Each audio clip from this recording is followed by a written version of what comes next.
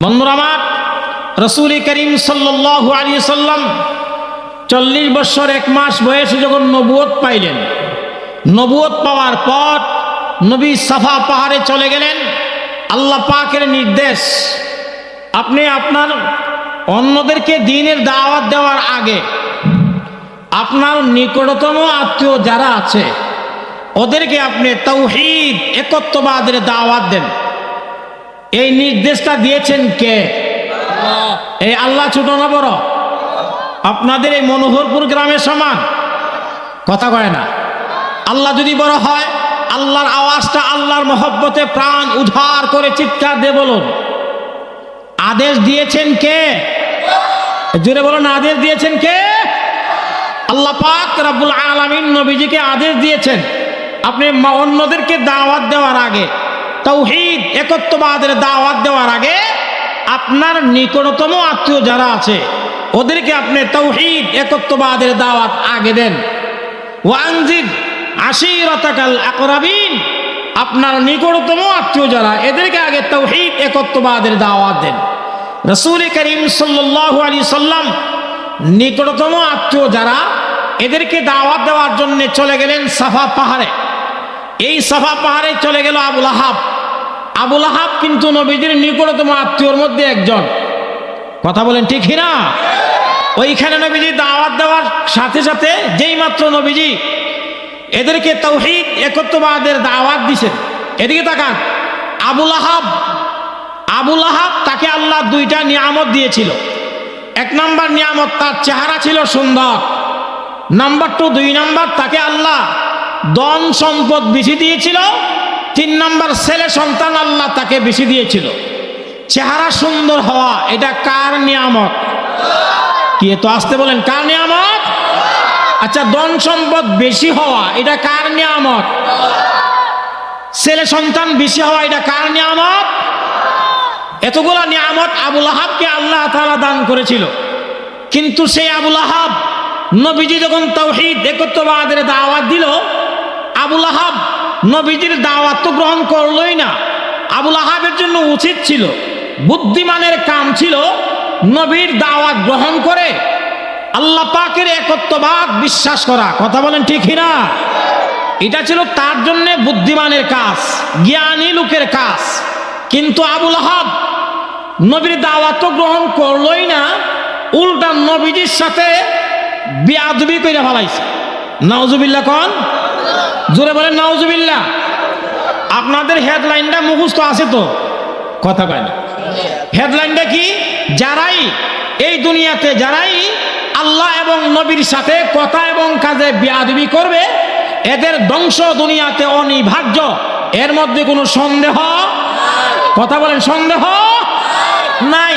আবুল আহাবের জন্য উচিত ছিল নবীর দাওয়াত গ্রহণ করা, কিন্তু নবীর দাওয়াত গ্রহণ না করে উল্টা নবীজির সাথে সে বেয়াদবি করে ফেলাইছে। সে কি বেয়াদবি করলো? এক পর্যায়ে নবীজিকে বলেন, আলিহাযা জামাতানা তাব্বাল্লাক, আলিহাযা জামাতানা, মুহাম্মদ তুমি কি আমাদেরকে এই সাফা পাহাড়ে আনছো এই কথা বলার জন্য? এই কথা বলার জন্য তুমি আমাদেরকে আনছো? আমি তোমার আল্লাহ তাআলা কিচ্ছু মানি না। চিৎকার দিয়ে বলেন নাউজুবিল্লাহ। আল্লাহরে কি কয়? আল্লাহ, কথা কয় না। আল্লাহ তাআলা, তোমার আল্লাহ তাআলা কিচ্ছু মানি না। হ্যাঁ, আল্লাহ তাআলা কিছু বিশ্বাস করি না, এইগুলা মানি না। 1 নম্বর বেয়াদব, আল্লাহর সাথে বেয়াদবি করলো। নাম্বার 2, 2 নম্বরে বলে, হ্যাঁ, আলিহাযা জামাতানা, এই কথা বলার জন্য তুমি আমাদেরকে আনছো, অতএব তোমার রবের প্রতি আমি ঈমান আনতে পারি না। 2 নম্বর বেয়াদবি করছে কি? 2 নম্বর বেয়াদবিটা হলো, মুহাম্মদ তুমি ধ্বংস হও। চিৎকার দিয়ে বলে নাউজুবিল্লাহ। এবার আপনারা বলুন তো দেখি, আবুল আহাব যদি বলে মুহাম্মদ তুমি ধ্বংস হও, তাহলে কি আবুল আহাবের কথায় কি নবীজি ধ্বংস হবে? কথা বলে ধ্বংস হবে? আবুল আহাবের কথাই তো নবীজি কশিন কালো ধ্বংস হবে না।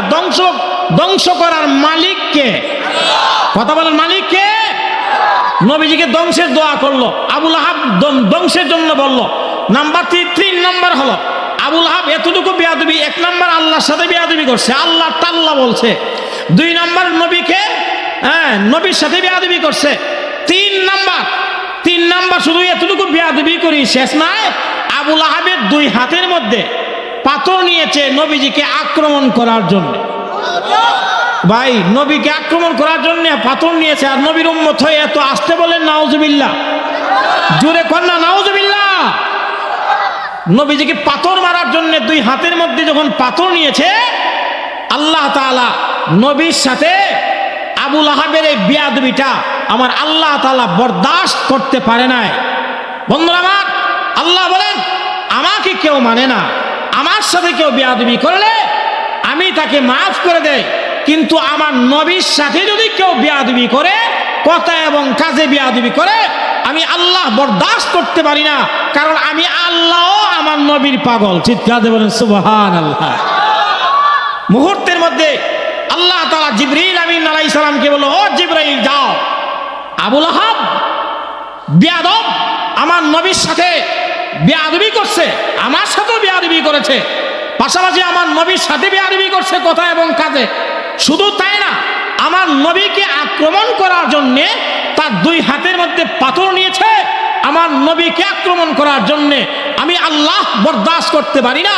যাও, আবুল আহাবের ধ্বংসের জন্য তুমি, আবুল আহাব যেহেতু দুই হাত দিয়ে পাথর মারার জন্য, আক্রমণ করার জন্য চেষ্টা করেছে, এই জন্য আবুল আহাবের নামে একটা সূরা নাজিল করে দাও, আবুল আহাবের ধ্বংসের সূরা নাজিল করে দাও। চিৎকার দিয়ে বলেন সুবহানাল্লাহ।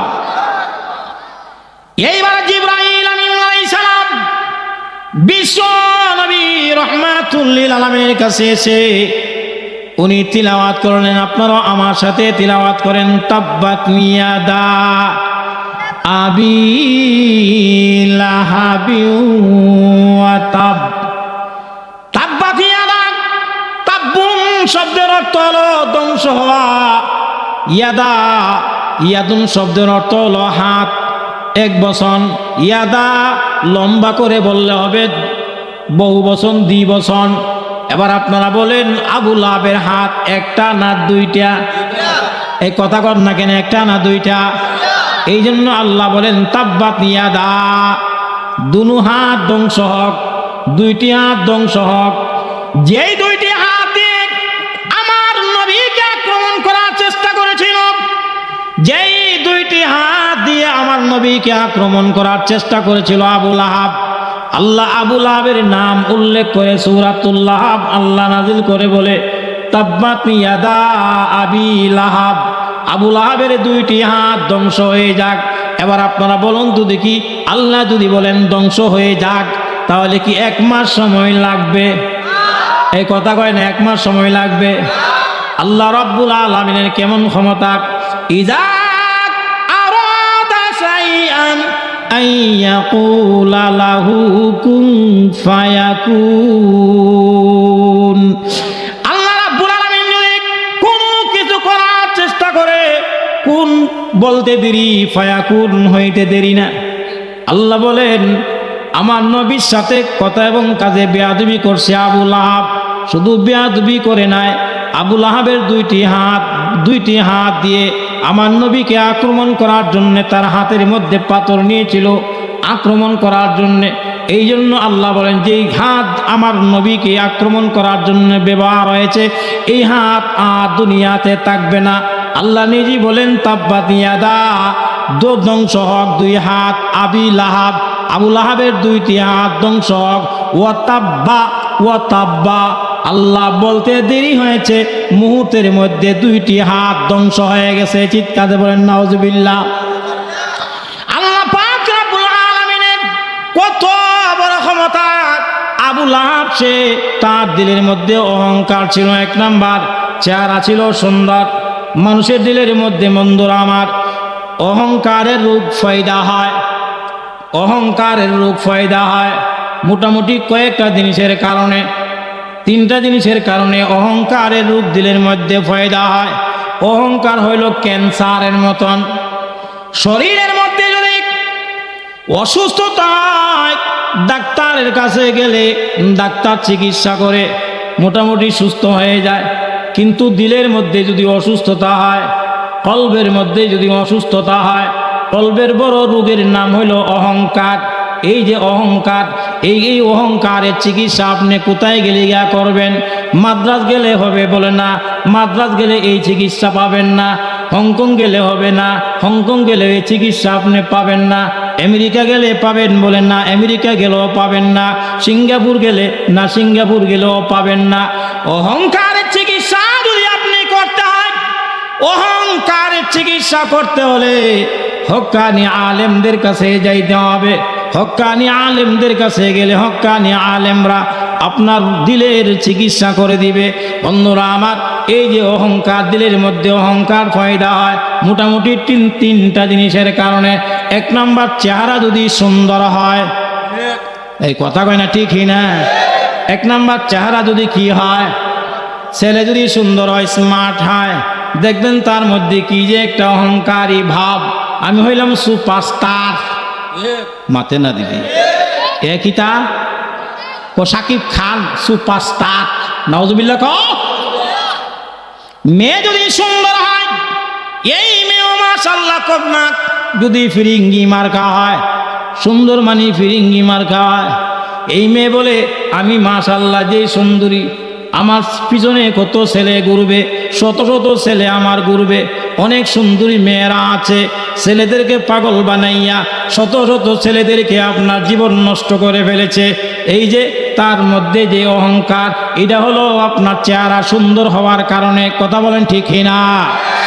এই জন্য আবু লাহাব ছিল বেশি সুন্দর। আবু লাহাব বেশি সুন্দর হওয়ার কারণে আবু লাহাবের তার মধ্যে একটি অহংকার, এক নাম্বার অহংকার সুন্দর হওয়ার কারণে দিলের মধ্যে ফায়দা হয়েছে। নাম্বার 2, 2 নাম্বার, টাকা যদি একটু বেশি হয়, সম্পদ যদি একটু বেশি হয়, দেখবেন তাদের দিলের মধ্যে অহংকার ফায়দা হয়। কথা কোন ঠিক না? অহংকারের রূপ ফায়দা হয় টাকা যদি একটু বেশি হয়। হ্যাঁ মাইরালা, কথা কোন ঠিক না? আর টাকা বেশি হইলে গরিব রেসি নেই না। কথা কোন ঠিক না? গরিবের কোনো সম্মান নাই, গরিবের ইজ্জত নাই। গরিবের সাথে হাত মিলাইলে বোঝা যায় হের হাত ফুটছে যাইবুগা। কথা কোন ঠিক না? হায় হায়, এক গরিবদেরকে নিয়ে একবার মস্কারি করে, গরিব, গরিবের ইজ্জতের দাম 1500। গরিবের কোনো সম্মান নাই রে ভাই। একটা মাত্র গরিবের একটা সময় সম্মান পায়, এটা হইল নির্বাচন আইলে। আরো কথা কয় না, ঠিক না? কিতা আইলে? এই জোরে কোন না, কি আইলে? তাকে আপনার টাকা গুলশান, কোটি কোটি টাকার মালিক, কেউ তারে সম্মান দেয় না, ইজ্জত দেয় না। শুয়া শুয়া চিন্তা করে এত টাকা পয়সার মালিক হইলাম, কেউ দিয়ে আমারে চেয়ার দেয় না, কেউ দিয়ে আমারে সম্মান করে না। বুঝছি, যদি সম্মান পাইতে হয় যেতে হবে আপনার এলাকায়, হয়তো এমপি নির্বাচন, না হয় উপজেলা। মিয়া গুলশান পয়সা থাকলে কি আর চেয়ারের মালিক হওয়া যাইব? না না না, আইতে হবো আপনার গ্রামে। শুধু গ্রামেই না, যাইতে হবে গরিবের বাসায়। কথা কোন ঠিক না? গরিবের বাসায় গিয়া, গরিব তো গরিব, ওই জমিতে কাজকর্ম করে, তার তো সেন্টারে ঠিক নাই, কাপড়ের সেন্টারে ঠিক নাই। মাশাআল্লাহ এখন তো অনেক জিনিস বাইর হয়েছে, আধুনিক জমানা, অনেক মেশিন টিশিন বাইর হইছে। আজ থেকে 30 বছর আগে আমরা দেখতাম আমাদের বাপ চাচারা যখন জমিতে কাজকর্ম করত, এমনভাবে লেংটি দিত শুধু চিপাহান। কথা কয় না রে, এই জোরে কয় না, ঠিকই না? আর বাকি পুরাটাই সদরঘাট খোলা। এ কথা কয় না, ঠিক না? হাই রে হাই, গরিব জমিতে কাজকর্ম করে, গরিবের কাছে গিয়া বলে চাচা, গরিব রে চাচা ডাকে, বাই ডাকে, আপনার দুলাভাইও ডাকতে মিস করে না। গরিব তো মনটা অত্যন্ত নরম। গরিব করছি কি, কোটি কোটি টাকার মালিক মিয়া, এই লোকে আমার এত সম্মান দিল, মাত্র একটা বোর্ডে না, যাও বাতিজা তোমার একটা বোর্ড দেয়া দিব। জীবনও চাচারে দেখছে না এখন কো বাতিজা। এই কথা কোন ঠিক না? যেই মাত্র গরিব রে ফুসলায়া যখন বুটটা নিয়ে চেয়ারের মধ্যে বসছে, ডাকা এমন ভাবে গেছে একটা সিগনেচার নেওয়ার জন্য এমপি সাহেবের চেহারা দেখা যায় না। এই কথা কোন ঠিক না? তাহলে অহংকারের রূপ তৈরি হয়, দিলের মধ্যে অহংকারের রূপ তৈরি হয়। সম্পদ যদি একটু বেশি হয়, আবু লাহাবের সম্পদ ছিল বেশি। আবু লাহাব বলতো যাও মুহাম্মদ, তুমি আমাদেরকে পরকালের কথা বলো, পরকালে আযাব ও গজবের কথা বলো। আল্লাহকে আমি টাকা দিয়া আযাব ও গজব থেকে বাঁচতে যাবো। নাউজুবিল্লাহ খান। আপনারা কি কোন আল্লাহ কি ঘুষ খায়নি মিয়া? এই মেয়ে আল্লাহ কি ঘুষ খায়? ঘুষ তো বিচারে না খায়, পুলিশে না ঘুষ খায়, দেশিয়ে না ঘুষ খায়। আরে কথা বলে না ঠিক না? এরা না ঘুষ খায়, ফিরিস্তারা ঘুষ খায়নি, আল্লাহ ঘুষ খায়নি। যেই মাত্র অহংকার করে কথা বলছিল আল্লাহর আযাব ও গজব থেকে আমার দুনিয়ার ধন সম্পদ দিয়ে আমি মুক্তি পেয়ে যাব, আল্লাহ মুহূর্তের মধ্যে কোরআনের আয়াত নাযিল করে আল্লাহ বলে মা আগনা আনহু মালুহু ওয়া মা কাসাব। ও আবু লাহাব, তুমি যা দুনিয়াতে কামাই করেছো এইগুলো তোমার কোনো কাজে আসবে না। কথা বলেন ঠিক না? তোমার এক নাম্বার আবু লাহাব ওয়া তাব্বা মা আগনা আনহু মালুহু ওয়া মা কাসাব, তোমার কোনো কিছুই তোমার কাজে আসবে না। এক নাম্বার আবু লাহাব ধ্বংস হোক, দুই নাম্বার আবু লাহাবের পরিবার ধ্বংস হোক, তিন নাম্বার আবু লাহাবের দুনিয়া এবং আখিরাত ধ্বংস হোক, চার নাম্বার আবু লাহাবের সমস্ত সন্তানগুলা ধ্বংস হোক। আল্লাহ যখন ওয়া তাব্বা কোরআনের আয়াত নাযিল করে দিয়ে দিল, পরবর্তীতে আল্লাহ বলেন তুমি যে সম্পদের বাহাদুরি দেখাইতে আছো, তোমার সম্পদ দিয়ে আমার, তোমার সম্পদ দিয়ে পরকালের আযাব ও গজব থেকে বাঁচতে পারবে না। না না না, মা আগনা আনহু মালুহু ওয়া মা কাসাব। হে আবু লাহাব শুনো রে, তোমার এই সম্পদ দুনিয়ার সম্পদ পরকালের কিছুই কাজে আসবে। কথা বলেন ঠিক না? বন্ধুরা আমার, আবু লাহাব ধ্বংস হয়েছে। আবু লাহাব কেমন, তার কোনো কাজে আসে নাই। বন্ধুরা আমার, আবু লাহাবকে আল্লাহ একটা রোগ দিয়েছে, একটা রোগ দিয়েছে, রোগ প্লে রোগ, মানে ওই যে শরীরের মধ্যে ফুটফুট না, ফুটা বাড়িতে গেছে। হাই রে হাই, এই অসুস্থতা দিয়েছেন কে? জোরে কয় না, অসুস্থ দিয়েছেন কে? আল্লাহ তাআলা অসুস্থতা দিয়ে দিছে। আল্লাহ তাআলা অসুস্থতা দেওয়ার পরে এই শরীরের মধ্যে পচা ধরছে, পচা যখন শুরু হয়ে গেছে, এটার মধ্যে পুকে ধরছে। হাই রে হাই, মানুষের শরীরের মধ্যে কিন্তু দুর্গন্ধ একটু বেশি। কারণটা কি? মানুষে কিন্তু দুনিয়াতে ভালো মন্দ খায় বেশি, এই জন্য মানুষ যদি ফসে এটা দুর্গন্ধ মারাত্মক, এই জন্য মানুষের জন্য কবর। আরে কথা বলেন ঠিক না? বন্ধুরা আমার, এরকম ভাবে যখন শুরু হয়ে গেছে যে তার শরীরের মধ্যে পচা ধরছে, পচা ধরার সাথে সাথে তার পরিবার তারে ফালায়া গেছে, তার ছেলে সন্তান যা আছে সবগুলা তারে ফালায়া একমাত্র দৌড়ায় চলে গেছে। দেখা যায় তার মৃত্যুবরণ হলো। মৃত্যুবরণ হওয়ার পরে কয়েকদিন পর্যন্ত তার লাশ জমিনের মধ্যে পড়ে আছে। কেউ এটাকে দাফন করার জন্য কেউ আসে না, মাটির নিচে দেওয়ার জন্য আসে না। শেষ পর্যন্ত অন্য লোকেরা টাকা দিয়া, কামলা দিয়া, টাকা দিয়া কোনো মতে তারা মাটির নিচে তাকে গাইরা তুইছে। বন্ধুরা আমার, যারা আল্লাহর সাথে নবীর সাথে কথা কাজে বিয়াদবি করবে এদের ধ্বংস দুনিয়াতে অনিবার্য, এর মধ্যে কোনো সন্দেহ